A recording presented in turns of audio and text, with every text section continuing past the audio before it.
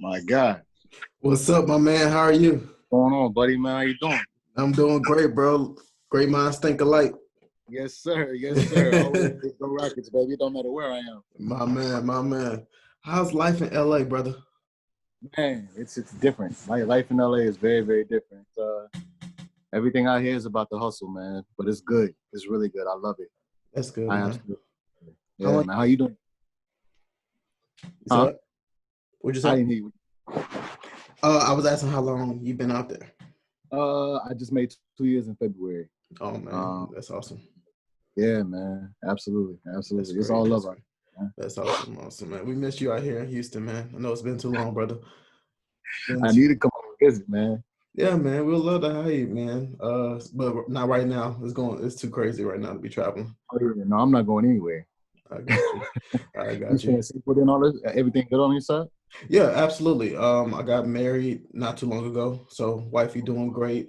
Career's doing great. Just staying put right now. I'm still blessed to have my job right now. So just working from home. Started this podcast about a month ago. So you're like my 6th episode so far. So we're keeping it pushing, man.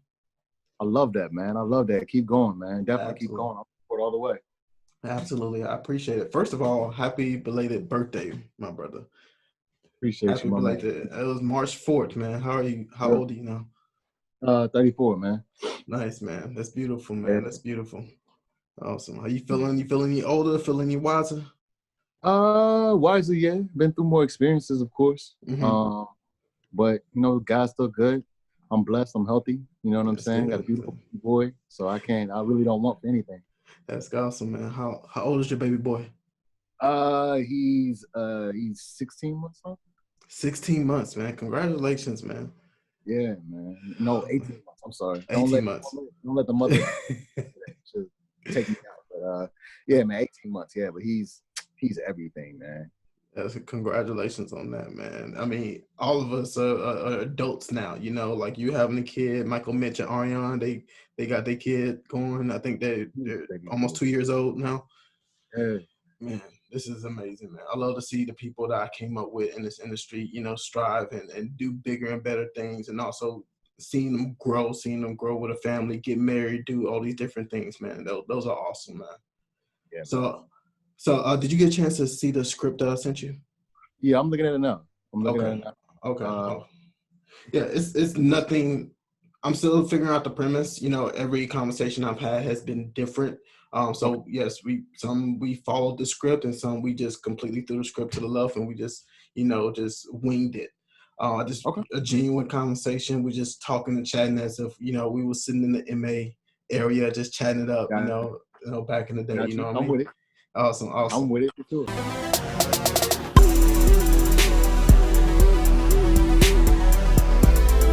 All right, so I'm gonna go ahead and do my quick introduction.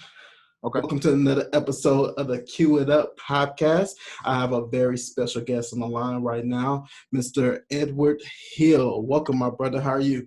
I'm blessed to be here, man. I'm doing quite well, man. Thank you for having me. Absolutely. I'm glad you're a part of this, man. I know Eddie from working with him at the Houston Rockets. We both rocking the Rockets gear right now. Yes, sir. Oh, geez. I like that one, man. I love that colorway, man. That mustard and ketchup.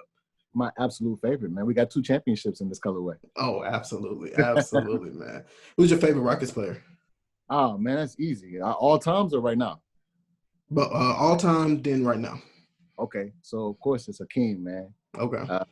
I remember growing up watching Hakeem, man. I think back in the day, everybody's favorite player was Jordan. So, Of course, we were all like Jordan and Bulls fans. Mm-hmm. But then you had your team, and of course, my team was the Rockets, man. And the dream could do no wrong. He was just so nice on the court. I got you. That's good. What about right now? Oh, man. Right now, that's tough, man. That's tough. I want to say Harden, but every time I get enthusiastic about Harden, he disappears. So, but I love Russ. I love his energy. Oh, yeah. I love his energy. He's 100% or nothing, and I absolutely love that, man. So I think right now it would probably be Russ. Or PJ. I rock PJ Tucker, sorry. Yeah. I have for him too. Where were you when you got the news that the Rockets were picking up Russell Westbrook? Where were you when that news dropped? Where was I? I was at work. Yeah, at the time I was working at a restaurant. I was working at Morton Steakhouse downtown LA. Mm-hmm. And the ticker came across the TV because I always spent my time in the bar watching my sports, you know. Mm-hmm. And so the ticker came across, and I was like, "You're lying. You're not playing. You're not serious right now. Yeah. What is it?" You know. And so yeah, man, I got super excited. I think it's going to be a match made in heaven. I think honestly, we just need to get the right coach and play with the right system. To be honest, you know, I don't think small ball would have worked. It had its glimpses. But then if it was bad, it was terrible. So we need something without such a wide range of margin, you know, for error. So I got you. Yeah. At this point, do you feel like the NBA season is just over? We're just going to chalk this up to, you know, God's plan and we just got to move on to the next season, I guess? Or you think they'll still try it? I really don't know how to call it because it's just so many factors are coming into play. Of course, you know, they have to finish their TV deal, right? Mm-hmm. So that they can all get paid. And then we go into the playoffs. But I mean, we're looking at like 2.5 months. If they do that, they're going to cut in the football season and they're going to cut the next season short, you know? So how are we going to rebound from that? So it's like, you got to take an L somewhere. Yeah. So I don't know how that's going to work. I want to see him though. I do want to see him. I miss basketball. Yeah. I miss sports in general, man. Once the NBA pulled the plug, everybody just follows suit. Somebody major had to pull the plug on, like, you know what, some of our players got this right now, we cutting it. We can't take this. But yeah, it's heartbreaking. Like right now, I work for the Astros as well, and they already sent an email talking about they're still in talks about, you know, still trying to make it work. And I'm just like, that season is going to fall into the football season, and I just don't know how that's going to work. I just can't picture it in my head right now. It's just so crazy. Football's king. You know, so I don't know. Yeah, I don't know. How is it working with the Astros with all these shenanigans going on, man? Oh man, I actually came on. This is my first year. I started in 2019, like after, you know, the fact. We went to the World, you know, Series this year, and that is the most amazing feeling in the world. Like nothing can touch it. Like unless you're going to the Super Bowl or you're in Game 7 of the NBA Finals, bro, that you can't create that feeling again, man. It was so amazing. I didn't realize I was at the World Series until like Game 3 or 4. And we was like, you know, I think we was at a point to where we won this game, we're champions. And I'm just like, holy crap, I'm at the World Series. So I had to take a moment and sink it in. And of course, just went down from there. Yeah, man, I'll reserve my thoughts and opinions on the matter, but we're still champions. I understand. But no, still champions, man. I still respect them. But yeah, absolutely. We know what's going on there. Yes, indeed. Yes. Awesome. Indeed. Awesome. I know we went deep into See, this is what I'm talking about. I love this genuine conversation we're just having, man. So, you know, it's like screw the script. We're just gonna make it very fluent. But I just want you to take the time at this point, just tell people about yourself, a little bit about yourself, what you're doing right now, etc. Okay. Man, so I'm doing a lot, honestly. My main gig right now, I work for a marketing company. We do lead generation through LinkedIn for a lot of small businesses and big businesses and whoever needs leads. But when I'm not doing that, I'm editing, freelance videographer. So, you know, trying to fly my drone around, trying to get good views, trying to work on branding for my IG page so that I can really get some dope content out to my followers, man. So really working on that. And then I have a situation back home in Houston. Me and a good friend of mine started a management label, and we're managing 2 artists right now. He takes the brunt of the work. I act more so as a consultant to the group. But yeah, Redbird Music Group, just dropping music, and they're working relentlessly night and day. So as much as I'm working over here, they're working on the back end over there. So I'm just trying to get that off the ground and get this good music to the ears of whoever needs to hear it, man. So that's pretty much what I do in a nutshell. I do a lot of other things too, but those are the main things for sure. And of course, that's awesome, man. That's awesome, man. That's amazing, man. So what is your biggest love? Is it sports or is it music? Or is it a mix of both? That's tough, man. I don't think I can pick, man. Mm-hmm. I love both equally. I'm well-rounded on both sides. You know, from everything from, you know, football, basketball, of course, but soccer is becoming one of my favorite sports now. Really?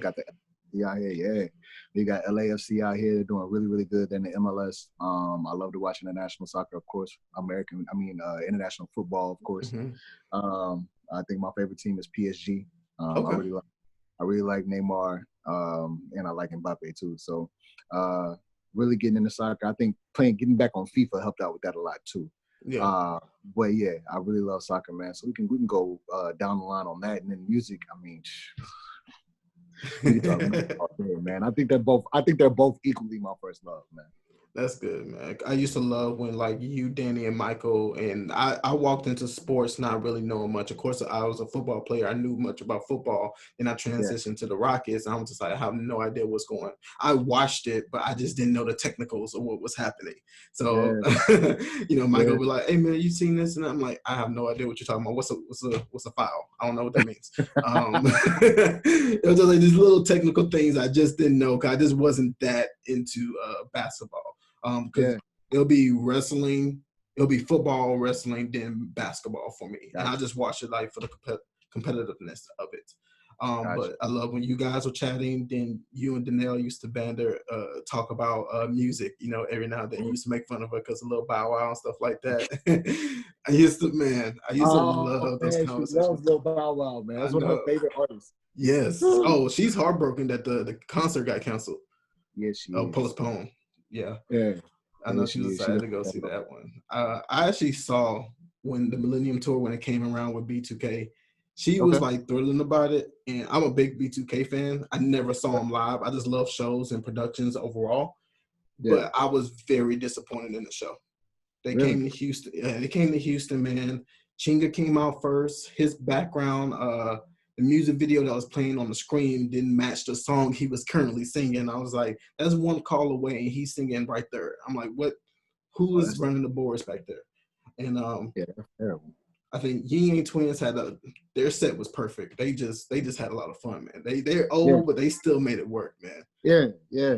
But when B2K came out, the headliners, the microphones wasn't working. I remember one portion, Marion actually yelled at one of the band members, told him to stop. I guess the drummer was doing something he didn't like. He was like, do-do-do-do. He said, hey, stop. And he continued the song. I'm like, Lil Fizz, microphone wasn't working. Jake Bug was like barely talking. I was just like, I was irritated. I was more irritated than anything. So I know. But that's just having that production eye, man. Like, it's hard for me to go to a show and just really enjoy the show. Like, even though they're one of my favorite artists, I'm watching the production. Man, it's so tough. It's so tough. I'm looking at the cables from the ceiling, thinking about where that's going on this side. Like, where's the front of house? Like, how are they getting back and forth from the person on the stage? Like, who's the stage manager? I'm looking at all that, man. Absolutely. Like that same show, Lloyd. I don't think you've been to the Smart Financial Center, have you? Yeah, I have. You been there? Nas and Lauryn Hill there. Oh, did she come out? Did she come out on time? She wasn't super late. She wasn't super late. I mean, we weren't sitting around waiting on her. Nas had a good show, and then she was in Nas's show. So I guess Nas did the right thing. You know what I'm saying? And then we were later because they always hold the shows. So we were later getting there. But we saw the whole set, and I was thoroughly impressed. I found it awe-inspiring how she can still rock a crowd with Miseducation. Yeah, one album. The band plays different cadences or whatever. Of course, it's not what you hear on the album, but I was just blown back. I was like, yeah, a lot of people didn't too much like it because that's not what they're used to. But I love music, man. So the band was just rocking, and I was like, okay. I can get it, man. This. I love when you just go to a good show and just vibe out. But speaking on Smart Financial, Ariana works there. She's one of the managers there. And that particular Millennium Tour, they had maybe 8 people on that tour. And I remember Lloyd, he came out from the crowd on the right-hand side and walked down the aisle. And I was like in that section on that side closest to where he was coming down. And I just happened to look to the left-hand side of me and was like, who is that? I know this boy is not walking through the crowd right now. I just completely got a headache. I was like, where's security? Where's about to happen? I turned around and looked at Ariana because she was sitting in the production deck. And I was like, these ladies are about to like rush him. But luckily enough, his security got him to the stage. But it's stuff like that makes me panic. I'm like, no, why would you do something like that? Right. Yeah, it's crazy. I can just hear like Danielle. Yeah, I can hear like Danielle yelling in my ear, like, Q, get him to the stage. What is he doing? Whatever. Man, Danielle would have a whole heart attack. Yes. Wait, guys, why is he walking the crowd? Hold on, there's nobody with. So you mean to tell me nobody is with him? Matter of fact, y'all hold my ear. I'm going out there. Like, everything's fine. Absolutely, man. So speaking of music, staying on that topic, I mean, we're deep into the conversation. I'm not sure you remember, whenever somebody came and shadowed us during game ops, we'll always have like an icebreaker, and we'll always do top 5. So I added that to the show. I want to do top 5. So I want your top 5 rappers. Top 5 rappers, man. All right. So I gotta throw Biggie in there. I think he's the greatest rapper of all times. Still. Andre 3000 is my most favorite rapper. I'll do, and then it gets tough, man. Jay. Oh, that's a solid one. I'll do Jay-Z. I got 2 more. I'm gonna go against the grain and say, no, I'm not, because he sings too much. I was gonna say Drake, but he sings too much. He has the talent to be, but he doesn't give us like straight bars on the album, and I don't like that. So I can't put him in the rapper category. I'll go Wayne. Okay, solid. And my boy Trey Rogers, who we manage, man. It's my boy. So I'm gonna throw him in there. I'll throw him in there. Awesome. So yeah. Dude, I definitely gotta check that out. He has an Instagram and everything, Spotify, all that set up. Absolutely, we got everything. This is a Redbird Music Group, man. Trey Rogers and Forrest Miles are our 2 artists. Both of them can go. And yeah, if you ever need, just text me. I'll send you the link. It's on the new EP G14 just dropped about 2 weeks ago. We got 10,000 streams in a week, and I mean it's taking off. So I'll definitely send you the links. It's on all streaming media.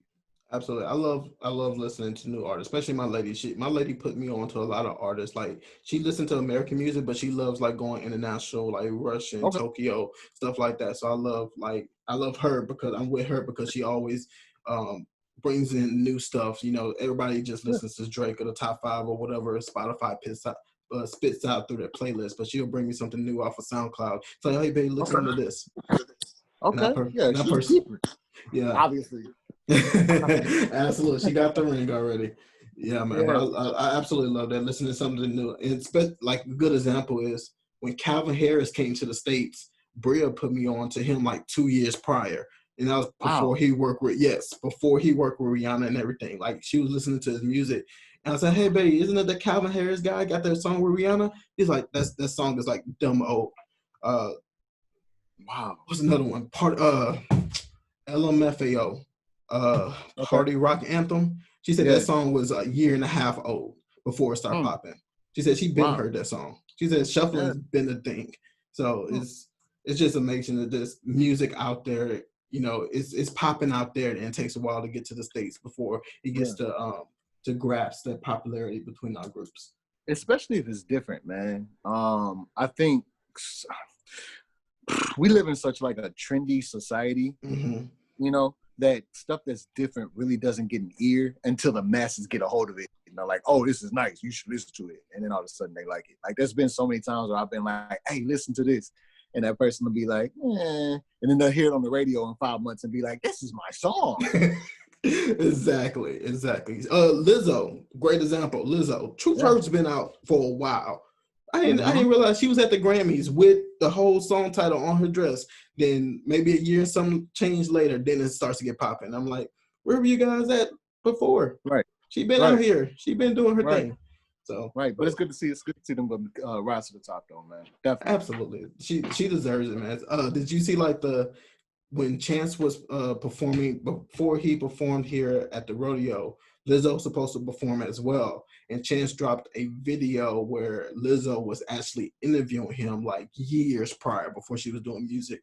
She was just interviewing. It was, I'm gonna put it on the podcast when I do the edits. But it was really dope. She was actually smaller and she was young, and just for him to give her that shout out like that, it was really dope. That's awesome, man. That's awesome. I have to check that out for sure. Absolutely. Are you a big Chance the Rapper fan? I like Chance. I think the newest album I wasn't too high on, I will say. I love the other two though. I love acid rap. And then I can't think of it. Angels on it. I can't think of the name of it. The But Coloring yeah, I Book. love that. Yeah, the Coloring Coloring Book. I Book. love that. Coloring Book it was just a vibe. Yes. It was just a vibe, man. But this new album, I was like, it's kind of hit or miss. I did like those. He did like one-offs or whatever. And I did like those. But I mean, I rock with him, man. I rock with him. I think he's dope, man. I think he's dope. I like his natural, I like the way he stays true to himself, man. I love that too. He's really a dope artist. A lot of people say the last album wasn't as great because he's married and he was talking about his wife. It's like he was too happy. And people were comparing it during the time that Usher got married and then dropped the album, and that album didn't do well. And when Usher left his wife, it was like, he popping again. Oh yeah, we need the single Usher. So, You know, that happens with a lot of artists though. Mary J's the same way. Mary J's the same way. Makes great music when she's heartbroken. But when she's married and happy, I don't want to hear that. Oh yeah. I don't want to hear that. Or the Weeknd did it too. Absolutely. Yeah, when Mary J was going through that stuff through her husband, I was like, oh, it's about to be some fire music coming out here. Absolutely. Ooh, she about to go Absolutely. And the Mary J pop, you know. Oh yeah, man. I remember seeing her at the rodeo, man. Amazing performance. The fact you have to be an amazing artist to perform at the Houston rodeo. Like the fact that you're not near any fans, you're smack dab in the middle of a stadium, you got that whole place packed, and you're truly based off the performance that you put on. And you got to have great music behind it as well. So I agree. Absolutely. I want to get a little bit into how you got into the industry, starting from the beginning, and you know, just your transition in within life. You know, just your entire backstory. If you can go into that. Yeah, man. Crazy. So I played basketball in high school, and I got cut from the team as a sophomore. And I tried to chase hoops as much as I could, but you know, my mom didn't want me to transfer schools, and I had a lot of restrictions where I was, and so I just played off court. But I found a love in stepping, and so there was a step team on campus, and I joined the team, and we ended up becoming the best step team in Houston, my high school, my senior year. My junior and senior year, actually. And then afterwards, we kind of just stayed together and would go to non-Greek shows all the way around Texas. We'd travel and just break up the show money between ourselves, right? And I think that's where I started to gain my love, like, for the stage. I ended up doing a tryout. I was going to U of H at the time, and some friends of mine went to a Comets tryout, the tryout for the entertainers. And I didn't make the dance tryout, but they asked if we had other talents, and I was like, well, I can step. And they were looking for steppers, and so I stepped forward, and they were like, man, you're amazing, this, that, and the third, whatever. We want to put you in contact with G-Force, the step team for Houston Rockets, and want you to see if you can, you know, work your jelly there. And so I was like, all right, you know, whatever. You know, and so I didn't end up getting the tryout there, but all my boys went, and like 3 of my boys that I stepped with made the team. So that was cool. I missed out for a year. Like, it was 2 years that I missed out, and I was finally able to tried out, made the squad. And I ended up, you know, becoming a stepper, an entertainer for my favorite sports franchise of all time. And so working with the Rockets was cool. I remember my first game, stepping, we played against the Nuggets. And Melo was backstage after it was all said and done. He was right next to us, and he was giving us compliments about how good we were and stuff. And I was just like, wow, like, you're Carmelo Anthony, bro. Like, do you know who you are talking to me? You know? And then so as the season progressed, though, I started to notice some of the guys that were on the step team were also holding other positions during game day. And I was like, all right, so I'm peeping, you know, and I worked my way in, and I was like, hey, how do I do such and such? And they pointed me in the right direction. The manager of game operations also was the coach for our step team. She also oversees us. Wow. And so I just talked to her. Her name was Jackie. I don't know if you were around when Jackie was there. Moderado? Yeah. Oh, you know Jackie. Yeah, Jackie. Yeah. So that's my girl there, man. Yeah. So Jackie was over the step team, man, and I ended up coming to her, and I was like, hey, you also do game operations. I mean, I don't know anything about game operations, but I love the opportunity. I just needed more money in my pocket at the time, you know? And so I went over there. She gave me a chance, and I ended up loving it, man. I ended up loving it. The step team ended up breaking apart, so it turned into a blessing, and I was able to stay with the Rockets for about 8 years, man. That's awesome. And it was just beautiful. I was on the court for every game, man. I saw every player I've ever looked up to, except for Jordan. But I'm gonna meet him one day. But just didn't get to meet him when I was with the Rockets, man. And I ended up becoming a marketing associate. So I met you and the rest of the crew, man. And we rocked out for a solid 2 years. My last 2 years there. And then I got the opportunity to transition to becoming a stage manager for Lakewood Church, the largest church in America. Yeah. I was stage manager for them. I was the shot caller for the stage, talking to the audio department, talking to the lighting department, talking to the video department, making sure that all the elements of the show were running pristinely and smoothly, all while all of our transitions on and off the stage were clean, so that we don't get caught in any nastiness. Of course, I mean, when you're broadcasted all over the world, you have to make sure the show is as clean as possible. We ran a very, very tight ship. Yeah. It was a lot of hours. I've put together all types of satellite stages. I've broken down all types of satellite stages during service. Put together all kinds of massive LED walls, man. I've done just about everything. From hanging from the roof, trying to connect certain things to the ceiling. It's just I've done just about anything and everything in that church. But I understood that. In doing that, I ended up going back to school as well. Because I never finished. Finished. And so I ended up going back to school. I got my master's in music production, music management, actually. And not my master's, my bachelor's, I'm sorry. I got my bachelor's in entertainment and recording management. And then I got my minor. I minored in radio, television, and film. And that's where I found the passion to like shoot and edit. Nice.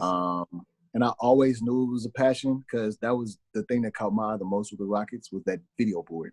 And then watching Joe and the team put together these awesome pregame and postgame visuals, like they were just the best. Yeah. And I was blown away every single time. And I was like, how do they do that?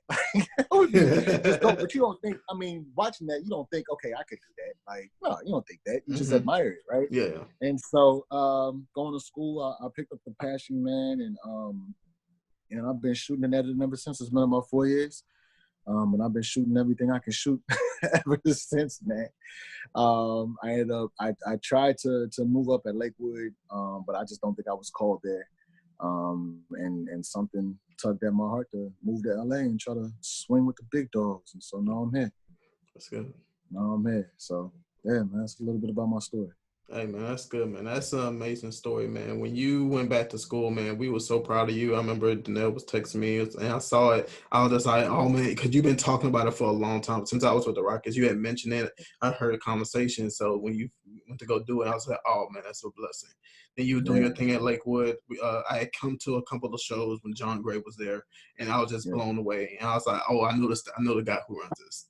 He does an amazing job. I know they on their, Q's and P's and stuff like that, man. So, man, that's a blessing that you had that type of story. And everybody's story is different. Nobody just like, I went to school, I got a job, now I'm here. Nobody has that type of path. They had to kind of go through the different puzzles and pieces that God placed. The fact that you were a part of a step team and you got a part of this position, and that step team went away, it was like, wow, that's crazy, man. And the fact that you knew Jackie, man. Yeah. It's a small world. I didn't realize how small a world this entertainment business is. It's crazy. It's so big and so small. Yeah. Everybody knows each other, man. When I went to the Astros, it was like, oh yeah, this person. I work with this person here. I work with Jackie at the Spurs. I did this there. I did this in New York. I'm like, God, man, that's crazy. Yeah. And it's a blessing to be a part of this business, man. Especially when you're connected to one of the best, man. Jackie's, I say this with any, Jackie's the best to ever do it, man. Yeah.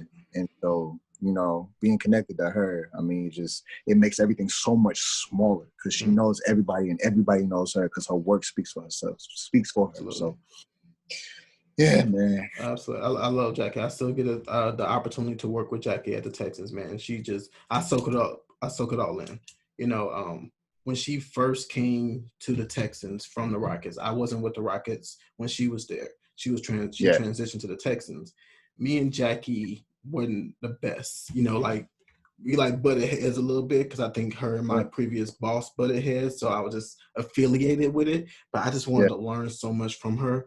But also what I learned on how to communicate to Jackie is you have to know that production lingo. You can't come to her with an idea that's half-assed.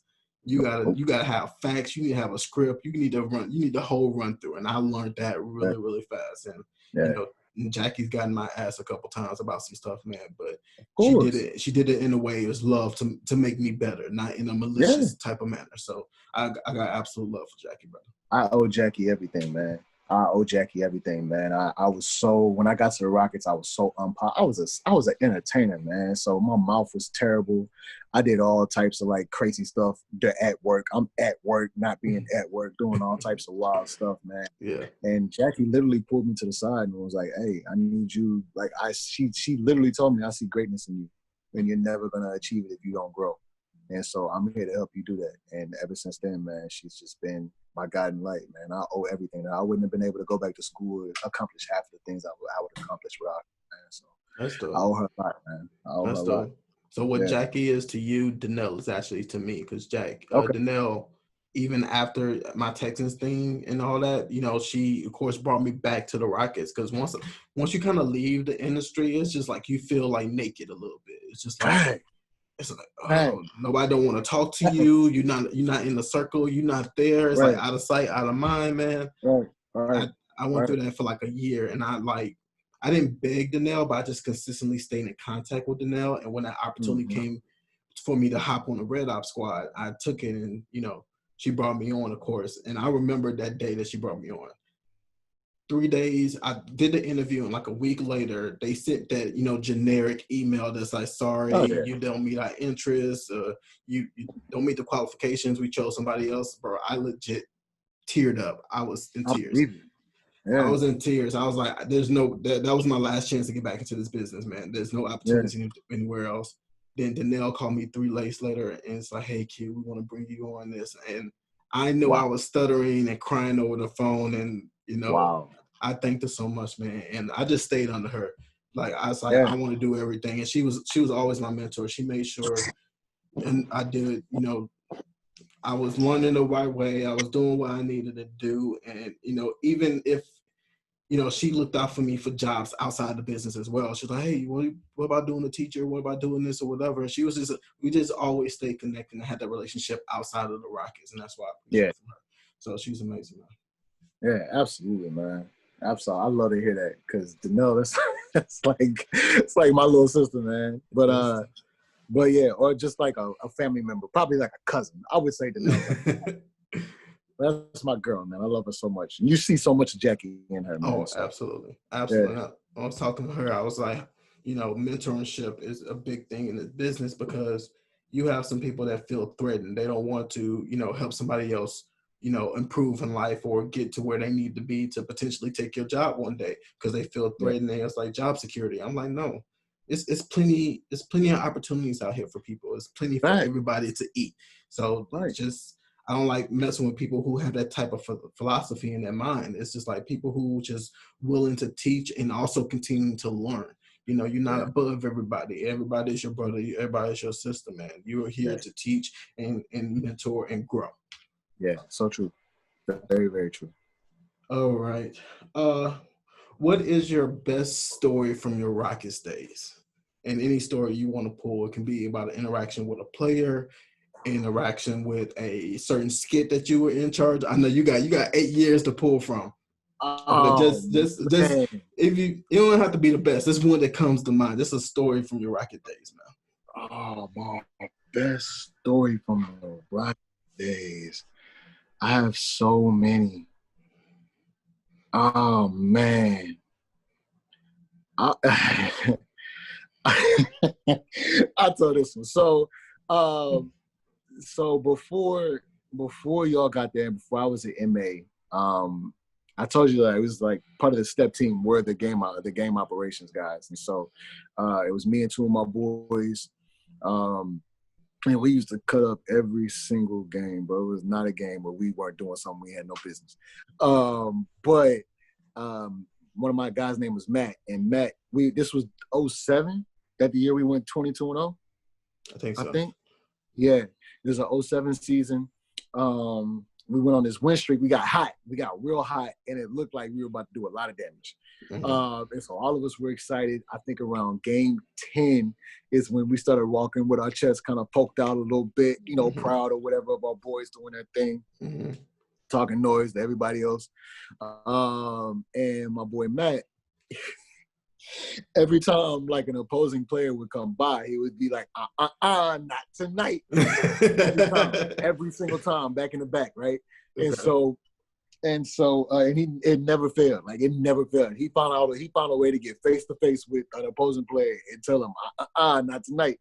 Okay. I would be like, bro, you're wild. You got to stay out the field.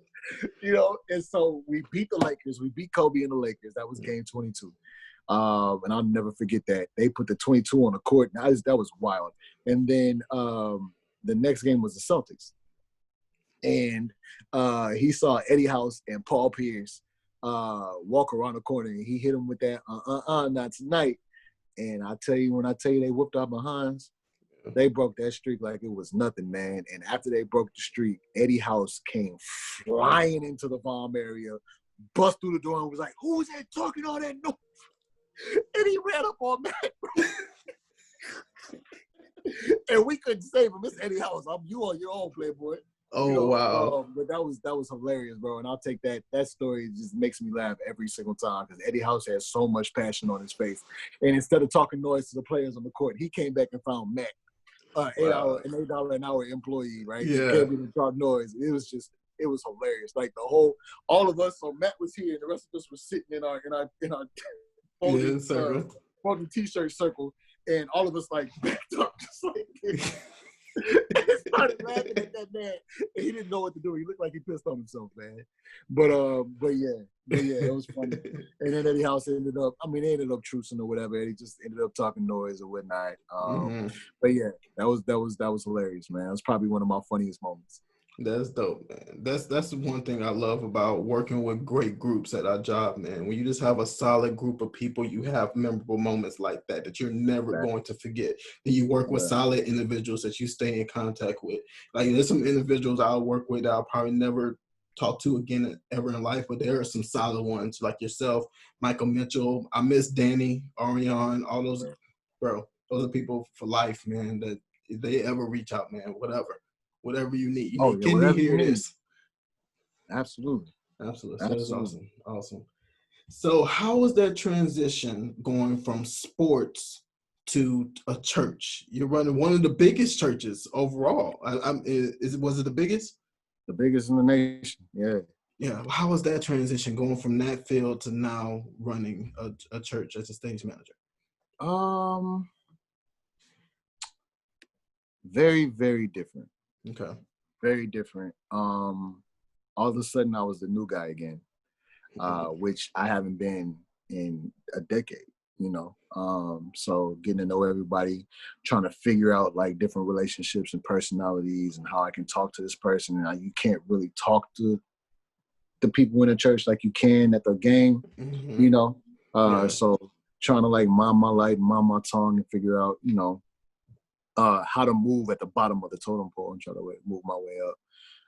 But as my work ethic, started speaking for myself, and as I was able to do certain things and run certain things by myself, that level of respect was raised. Okay. And it opened up a whole new world of production for me, which I'll never take for granted, man. I got to be on the front lines of it, man. The stuff that we would watch Joe and Jim and them do, like I was doing, and then being able to work with a different type of star caliber individual, that was pretty cool. Of course, we're working with athletes. I see athletes every day, but it's not every day I get to see CeeLo, or Anthony Hamilton and the Hamiltons, or BJ the Chicago Kid, or, all these artists that would come through to the church. And even the big gospel artists. Israel Houghton was the lead worship leader for the longest, and I'm a huge fan of Israel's. And so, just being able to be in those spaces and being able, because it's not like the difference between the church and sports was that we weren't really able to connect with like the players. you know, like we could talk to them, but we weren't really like dealing with them. Our line of work was with us and the individuals that we talked to on the headset. You know, that was our line of work. Okay. At the church, I'm dealing directly with these worship leaders. I'm dealing directly with these stars. If they need anything, I gotta go get it. You know, there's been plenty of times where I would have to go take Israel's guitar to the guitar store and get it tuned up and make sure it's just right for him. You know, and talk to him beforehand. Let him tell me what he needs on stage. Same way with the pastors. You know, and so being able to be, you know, right next to these individuals and talk to them was different. It was very different. Okay. But yeah, man, all in all, I mean, it was great. It was a great experience. I learned a lot. I learned a whole heck of a lot, you know, and I can't wait to be able to be back in that space out here. That's good. Did working at a church help build your faith, help it grow stronger by working directly in the church and for a church? Can I be honest with you? Yeah. Working at a church it takes a lot of thick skin. Okay. It takes a lot of thick skin. I grew up in a church, and so my faith is very, very strong. Anybody that knows me can tell you that. But working at the church, it's like it's different. Okay. It's very, very different because you're seeing the other side of things, you know. And so it's like, not to say that people aren't the same way that they are on Sunday that they are every day, but they're just like you and I, you know. Yeah. I'm not perfect. I'm not the perfect at all. I have my vices. I have the things that I like to do. I have the words that I like to say. I have certain people that I like to deal with, you know, and they're the same way, you know. So when you're expecting it to be a holy situation and it's really not, kind of jars you a little bit. Okay. Being in church all day, every day, kind of jars you a little bit, you know. Of course, the faith is strong, but it's like, Jesus, like I ain't been home in 3 days, you know. So, you know, situations like that. So I wouldn't say my faith was already strong. I will say it nourished me because I was up under the word 24/7. But in the same light, it's good to have separation of church and state. Okay, I can see that. And I don't think that I would want to work in a church again unless if I was with my crew. You know, if my boys ever, you know, shout out to my man MJ. But if he ever needed me for anything, you know, I'm there. No questions asked. You know what I'm saying? But in another setting with another group of people that I got to get to know, I don't know if I'd be able to be hesitant. Yeah. It wouldn't be my first guess. Now, if they, you know, talking about paying the price that I need to get paid, then I'm talking about it. We can talk about it. But that wouldn't be my first option, though. I got you. I understand. I kind of had a similar situation with, you know, when Danelle stepped away from the whole Rocket situation. I remember she had dinner with me, and Natalie came to me to ask me to stay on board. But in my mind, I was like, I don't want to just be a Red Ops guy. I want Danelle's job. I want the coordinator's job. I got the experience. I got the control. I got the leadership to be able to run this crew. And she and the crew never just reached back out to me when it was that time of the year. And I just didn't, you know, I didn't take it any type of way or whatever. It just wasn't meant for me to be there or whatever. They decided to do something completely different. But I worked for a group who dealt with Toyota Center. So we would come to the Rockets games. And when I came to one of the Rockets games and I just looked over and I just texted Nell, I said, I don't think I could have done this without the crew that I grew up with in this business. You know, your Michaels, your Dannys, and even her, just without their leadership with me there. So I think it was just best for me to not be in this situation, to go somewhere else. So I completely understand, man. Everything happens for a reason, man. Absolutely. So you are a godly man. Absolutely. You're really into music. Yeah. How do you feel about Kanye West? And not the old Kanye, the new Kanye. Ooh.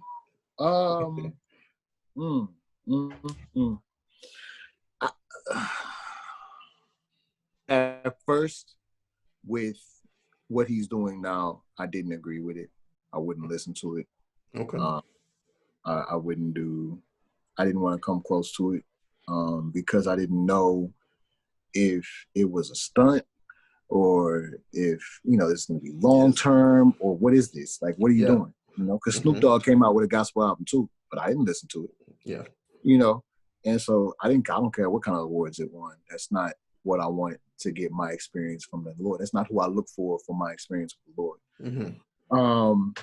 But then being out here, you know, and seeing people being affected by Sunday service, seeing people that normally don't go to church go to listen to that version of the word, and seeing lives really being changed by his work, you know, I had to sit back, and I mean, I got a tongue lashing from my roommates about it and everybody I talked to about it, but I'm a very stubborn person. I stand on my beliefs strong.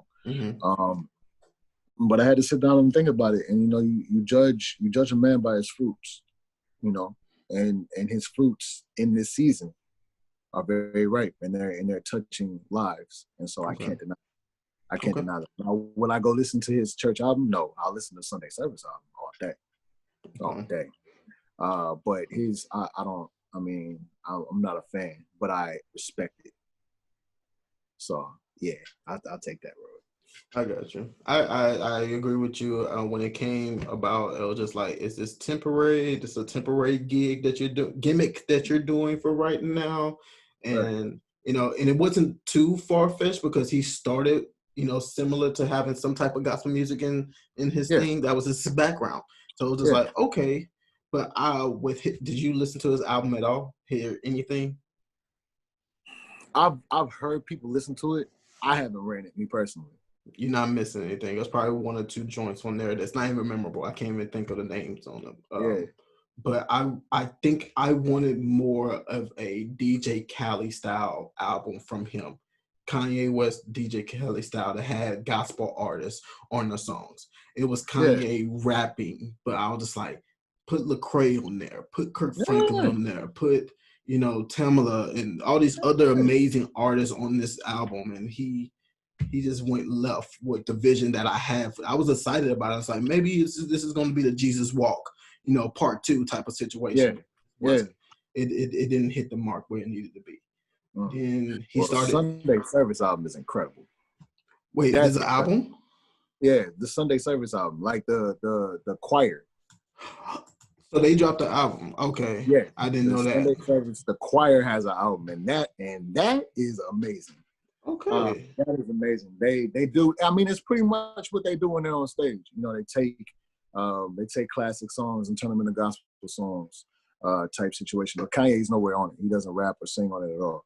Okay. It's just the choir, and the choir is super talented. So I spun that. Somebody told me to list. They were like, "Look, I know you don't rock with Kanye, but at least listen to the Sunday service choir album." And I was like, "All right, I'll give it a chance because I respect your ear." And I jammed it like 4 weeks straight. Yeah. So I don't see it, but I'm definitely going to search more into it because I did not get the opportunity to see him when he came to Houston because I just wasn't excited to go. I was just like, it's just going to be a crazy amount of people down there. I'll watch it on YouTube later. But I watched it on YouTube. He probably performed twice out of the whole thing, 2 songs.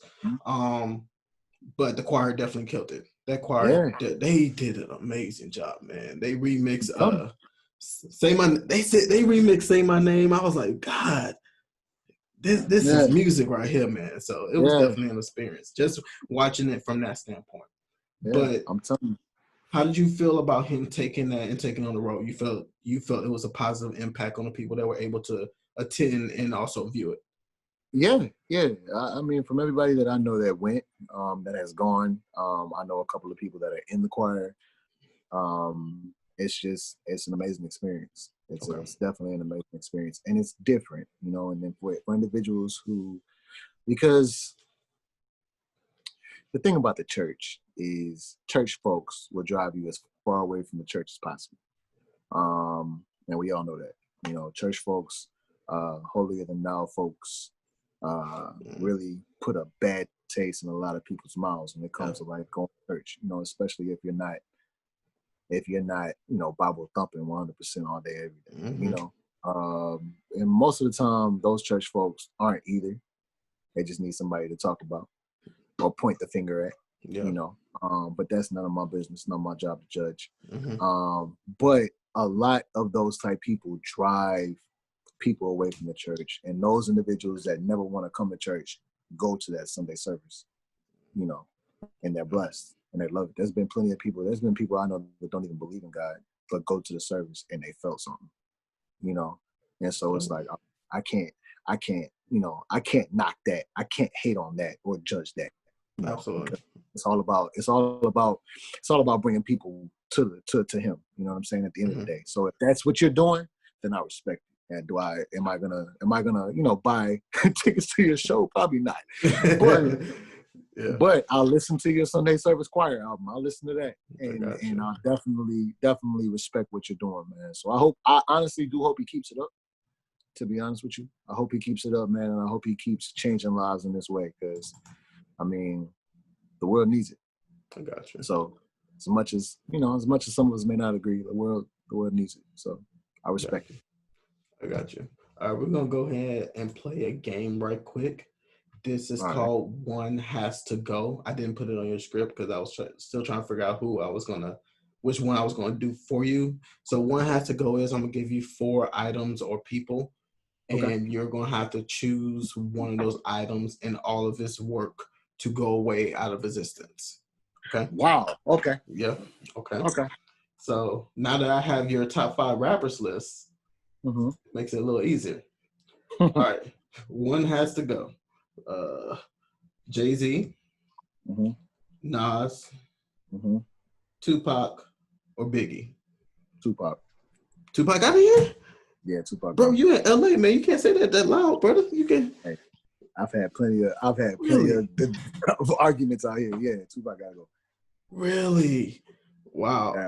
I'm not even big into Tupac, Biggie, that whole thing, because I'm born in 1990. My mom wasn't buying me no Biggie album at that age or whatever. I only heard whatever they had on radio, but I would listen to Tupac before I listen to Biggie, just because of the style and the collaborations with Dre and stuff like that. But man, why not Tupac, man? What, doesn't do anything for you? No, he doesn't, man. And I had to tell my boys this. When's the last time? Like, and me and my boys talk about this kind of stuff all the time. But I'm like, when's the last time you spun a Tupac record? Okay. You couldn't tell me, could you? No, it's not a part of my repertoire. So it's easy for me to not listen to his music. Now, my sister, Tupac is her favorite rapper. You know, so she listened to him all the time. But I don't listen to him. I think one of my favorite Cali rappers is Snoop. Like, I love Snoop. Okay. That's my guy. You know, but Pac, he just never, I don't know. I respect his body of work. I really do. But I've never just been the one to go listen to Pac. I spun Life After Death a week ago. Really? You know, absolutely.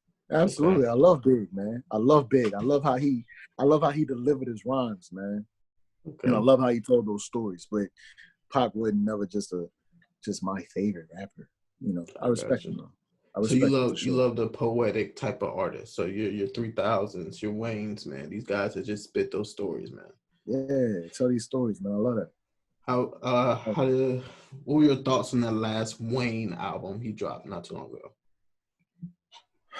That had Mona Lisa. Mona Lisa was probably my favorite record off of that album. Just the story with him, you know, him and Kendrick. I think Mona Lisa is one of the best rap songs of the decade, like of this time. Really? Just the story that was told and how it was told and how it was delivered was just incredible. You know, like, and when you go back, and it's crazy because they're rapping so hard and so great on it, you don't realize you're knee deep in the middle of a story until you like come to and you're like, wait a minute, what just happened? What? Huh? You gotta rewind this. I gotta listen to this from the top. You know? And the first time I heard it, I did that like 7 or 8 times straight. I was like, bro, they're really telling a great story. Like, this is incredible. This is absolutely incredible. Wayne will always get my love for what he did early on. I mean, the Carter 2 is easily top 3 rap albums of all times, in my opinion. Oh, wow. Okay. Yeah, I love the Carter 2. That was his best body of work, in my opinion, my most humble opinion. But it's just recently, I just feel like he has nothing else to prove, so he's just making music, you know. So he doesn't have to be the best rapper alive, even though he probably still is. I don't think anybody's gonna be able to stand with him bar for bar. But now he's just having fun, man. And so I respect him in that.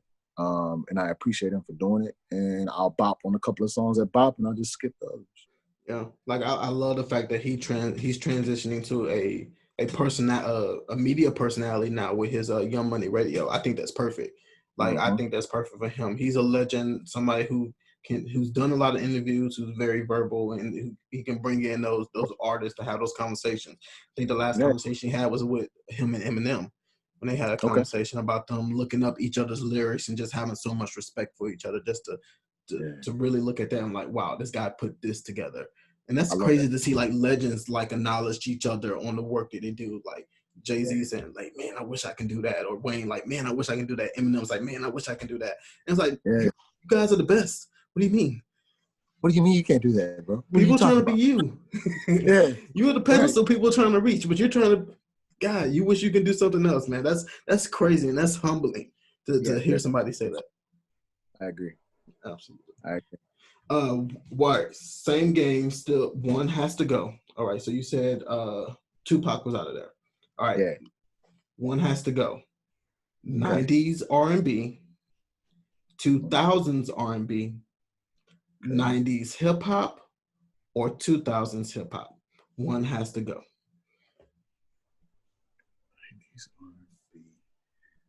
90s R&B is never going anywhere, so I'm going to say that.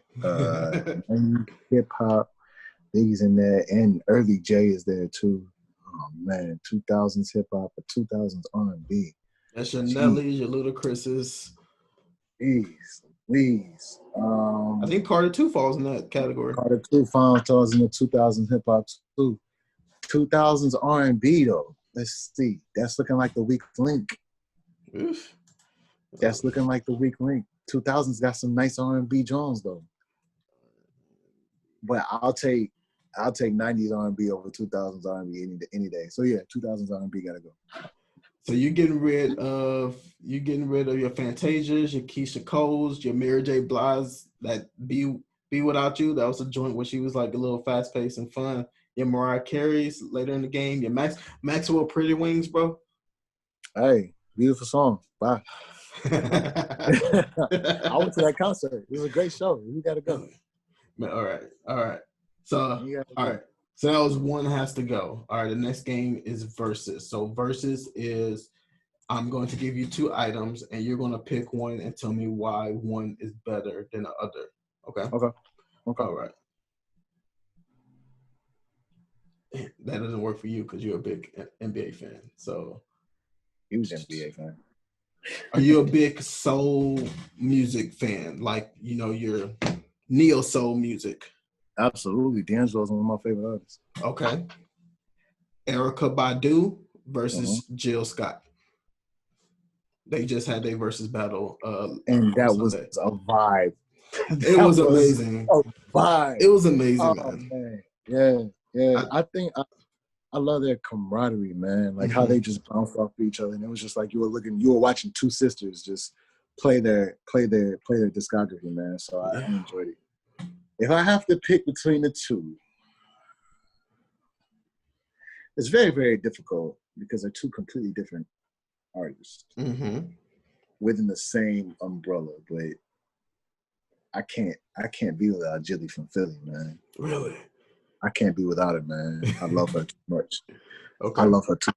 She could sing to me all night, and I'd just be in a trance. I love her. I love her voice. I love her aura. I love her vibe. I love everything about her. Okay. So I'll stay Jill. Jill for sure. Jill. I got you. Okay. Awesome, man. That's a good pick, man. I was listening to that versus thing, man. They were playing some songs it was some tracks that I never heard of. And I was just like, oh man. So it made me go back to listen to that just listen to their music, man. I think that's Swiss Beats and Timberland, man. They found gold with this. I agree. They found gold. I They seem agree. to come out this quarantine thing, man.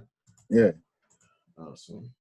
All right. So going back into the conversation, man, you have a 18-month-old and within the music business, sometimes we work these crazy hours, sometimes 19-hour shifts. Sometimes you got to be at work for 2 to 3 days. You don't know when you're coming home. Then you also got your significant other. How do you keep that work-life balance? I mean, with me, I'm out here by myself. So with me, it's different. It's different, you know. Wow. I do make time to talk to him for the time being. I'm here by myself. But I do make time to like make sure that I'm still being daddy, you know, as best as I can. I'm able to work from just about wherever. So I'm able to like travel and go out there and be with him for however long I need to be and then come back, or they'll come out here type situation. So I just, I have to make it work anyway I know how. It's not, you don't have to be a father, you get to be a father. You know what I'm saying? Yeah. And so I take advantage of every opportunity to be there for him every chance I get. And I can't not be with him. I don't know how people like have kids and don't pay him any attention. I don't get that. So yeah, now you find a way to make a way. You know, there's times, I mean, I'm working 2 jobs. And if I'm not working for anybody else, I'm working for myself, trying to find ways to get better, be better, you know, new concepts, learning every single day. And so, you know, in that time, you have to make time for them, you know, because somebody made time for me, you know, and if they didn't, I wouldn't be here. So, you know, you just got to do what you got to do. You know, and when you get to have an opportunity, you take every advantage to make sure that you nourish that opportunity, you know, nurture that opportunity so that it can grow into something beautiful, man. Absolutely. And that relationship with your parents, that doesn't stop at that age. It continues all the way until you're an adult. It never stops. Whether it's good, bad, whatever, children are going to remember every little thing. I didn't realize that going through therapy and stuff. I'm like, I remember every little thing. So whether it's good, bad, or whatever, you may think I wasn't listening, but I was listening. So, exactly. Yeah, man. Exactly. He gonna be a Rockets fan? Absolutely. No, I don't want to. I don't want to sway him one way or the other. But I mean, if he loves his daddy, he's gonna be a Rockets fan. I'm gonna make sure of it. So I got you. Okay, you having a kid and you being big in sports. I know basketball is your favorite sport. What if your kid decides he wants to do football or contact sport? Will you allow him to play those type of sports? I think that we have to let our kids make their decisions in that regard. I would rather him not, you know, but I would more so want to influence him in other ways to kind of aid not doing that, you know. Okay. So yeah, but I mean, you never know. I mean, sure, if he picks up a football and can throw and catch that thing, I mean, you know, I can't hold him back from what he wants to do, you know. And so I grew up in a very strict house. I love basketball, but I couldn't play AAU because those coaches and they weren't trusted, you know, by my parents. So I couldn't do those type of things. And I never want him to feel that way. You know, and so, you know, if he wants to play football, cool. If he wants to play baseball, cool. Soccer, whatever. You know, as long as it's, you know, something nice and manly, we're gonna make it happen. I got you. Yeah, for sure. So I guess there's another follow-up question to that same concept. You know, of course, you want him to choose. With you having access to entertainment now and you being in LA, if he decided he wanted to go that celebrity, that child star route, you know, getting the commercials, start acting, doing these different things, would you allow that to happen? Yeah, absolutely. I mean, I don't think we should put, you know, reins on our children like that. You know, if that's what they want to do, then that's what they're going to do. You know, like, make it happen. Now, I think we have to invest. I think we have to invest in their mental. If they want to take that route, so many child stars end up like messed up. Yeah, you know, because it's overexposure that they're not used to. I remember Will Smith telling a story about. I don't know. Did you hear that story about him and Willow? Yeah, when she was done with the Whip My Hair tour and she shaved her head. Yeah. Things like that happen. You know, and it still scars her today. She's an adult. Right. And she still remembers that and remember how she felt doing it. Right. And so it's like you have to always make sure you're checking the pulse of the kid, you know, and make sure that they're good, you know, because as much as we want them to thrive and succeed, if they don't really want that, You know what I'm saying? And so you just got to invest in certain mediums, man. Therapists, if they want to take that route, then we're going to go see a therapist. You know, you get all your thoughts out, all your ideas out, you know what I mean? And I'll be right there with them. You know, if he ever needs to talk to his daddy, I'm going to be here every step of the way. So you just got to make sure I protect, if they're going to go that route, make sure you just protect his mental, man. So he's able, you know, to mentally deal with all that, because it takes a lot. Absolutely. It takes a lot for us. So. Oh yeah, absolutely. It definitely is a lot on your mental going through life, especially as a Black man. You know, exactly. Like my mom used to tell me, like, you're green. Like, you look at the world green. I never knew what that meant, because I will always think the best of people. You know, she was like, don't go there, they'll do this, don't do that, or whatever. And I'm just like, they're not gonna do anything to me. Why? I'm not causing them any harm or doing anything for them to harm me. And I remember one time I got pulled over driving back to college, and this cop, he didn't pull me out the car, but I was so nervous, and I had like a stutter back in the day because of all the concussions. And I got out the car and I was nervous. He held me on the side of the road for maybe 2 hours. And this was for a broken tail light. And I was like, I have to go out through all this. And I had to wait for his captain to come, which was Black, because the cop was white. And that was like around the time during Trayvon Martin had just happened. So I think he felt uncomfortable, because I started to get angry at that point, and he called his captain to come, and his captain yelled at me. And I was like, we're in the middle of 290 past PV in the middle of nowhere. I don't want no trouble. I'm just going to be quiet or whatever. But that shit, I was legit scared. I should not be that scared. Yeah, I would have been too, man. It's crazy. It messes with your mental, man. You got to start, you know, telling kids how to deal with certain situations at a younger age. You know, you shouldn't be afraid of the police officers, man. They're supposed to be here for you. So, and you got to learn how to deal with it, how to talk with it, how to deal with certain situations. So, agreed. Speaking on mental, have you ever faced any depression or anxiety, or do you currently do, and how do you deal with it? Man, moving out here was tough, man. I think my first 8 months, I was pretty down bad, man. I really was, you know. I never been away from home like that, you know. Not to say that I was up under like my people or anything like that, but you're just so far away. Yeah. You know, and a lot of times when you do move, it's almost like you're out of sight, out of mind, especially if you're a strong-minded individual. You know, when they say check on your strong friends, that's serious, because 9 times out of 10, your strong friends are going through something if you haven't heard from them. You know, and so I was out here, and a lot of things happened at one time. A lot of things happened at one time. I was going through family issues, man. I was in a relationship that fell through. I came out here for a specific job. I got lied to during the job. I came out here and it was something completely different. And so I had to quit and try to find my way. And so it was just a lot. It was a lot, but I mean, God helped me every step of the way. And I thank God that I wasn't like on the street or sleeping in my car or anything like that.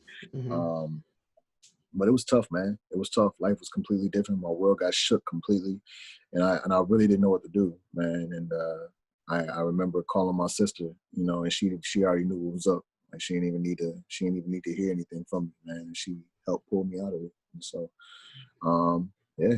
I mean, if it wouldn't have been for her and for anybody else, because I mean, when you go through things as a Black man, it's like, okay, take it on the chin and deal with it, you know?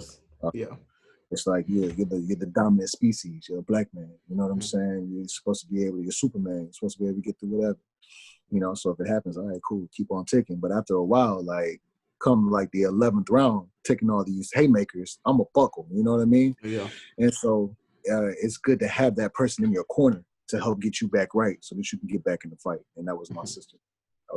She knew it was all over my voice. And she's 7 years younger than me, man. But she pulled me out of that. She pulled me out of that, and it was nothing but the grace of God, man. So very, very, very appreciative of her. And I say keep your loved ones close. If you're going through a situation like that, you don't have to be alone. I mean, you've got loved ones around you, and that's what they're here for. You know, to help you in those moments. You know, you're supposed to connect yourself with strong people that'll be strong in their weakness. You know. And so a good relationship with the man above and great ties with family, man, or your friends that you call family, and to be able to get through that. Absolutely. I agree, man. I mean, that's why I'm very happy for you. You got a kid and you went through those experiences, and you talk about mental health, you talk about therapists, and it's not a taboo word, like therapists, it's times in my life where I felt like my parents should have put me in therapy. That should have been one of the things, because, I grew up in the church, going Monday, Tuesday, Wednesday, Thursday, Friday, Sunday, and it's like, it's a toll on you sometimes, and you feel like you're supposed to act this way, and when you go into the regular crowd and they don't act that way, you feel like you're the odd man out. It's like, oh, that's Jesus boy. He don't do no good. Let's not hang with him or do anything bad around him or whatever. But I think mental health is very important nowadays, man, because it can affect you as an adult. It can affect your career, it can affect your relationship, it can affect everything, man. So that's important, man. Absolutely, man. All right. So what are some of your future goals? Ooh. Some of my future goals, man. So my other favorite Cali rapper is the late great Nipsey Hussle. And, God bless. Yeah, God bless the dead. Sure. And I love what he did in his community. Being able to change what was a terrible situation or what was, a stereotypical situation into something great, and so I've been very inspired by that. I definitely want to be able to be able to establish a situation where I get back to where I grew up in Houston, man, on the north side. Real estate has always been one of my biggest goals.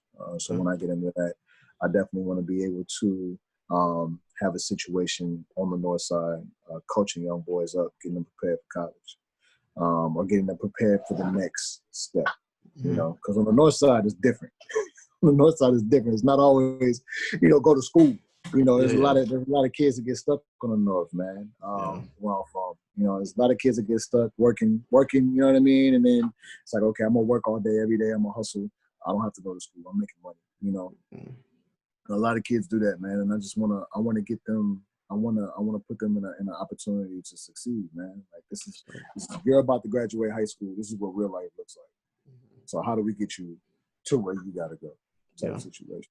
Yeah, so I would love and it probably won't be in the next 5 years, maybe not even 10, but before it's all said and done, I definitely want some type of community center on the north side that allows for kids to like grow. That's good, in the interim. And so yeah, it's always been a passion of mine, but that's one of my goals. Absolutely, man. That's a dope goal, man. We definitely need plenty of people like yourself out here encouraging kids to get them right, get them where they need to be, man. Especially in Houston. Houston's so big, man. Especially on the north side. I'm from Missouri City. We were told not to go up there. Yeah. A lot of people have disdain for the north, but it's nothing but love up there, man. I feel like that scene of Lion King, Mufasa talking to Simba. It's like, what's that over there? That's the north side. We don't go over there. Yeah, man. And on the north, you don't come to the south at all. Like everything you need is right there. There's no reason for you to go anywhere. Absolutely, man. All right. So this is coming towards the end of the conversation, man. Any advice for the newcomers into the entertainment business? Any advice for newcomers coming into the entertainment business, man?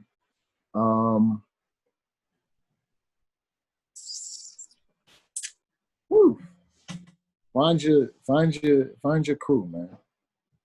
Find your crew. That's big. That's the biggest thing for me. I don't think without my crew, like I said, without Jackie, I would have never made it. Without Danelle, I would have never been inspired. Without Mark, I would have never been inspired to go back to school. You know what I'm saying? Yeah. Without Mike, without Danny, without Obi, I wouldn't be able to, communicate with individuals the way that I do when it comes to sports and when it comes to opening up my vernacular, when it comes to being pushed to, like Mike pushed me to put a microphone in my hand. You know what I mean? So it's just like, these people that I connected with, my crew, inspired me to be the best that I can be. and you can't do it by yourself. You're not the smartest person in the room, so connect it with individuals who are smarter than you and learn from them. And allow for your iron to be sharpened. Yeah, because the individuals that feel like they know everything are the individuals that fall the hardest. Absolutely.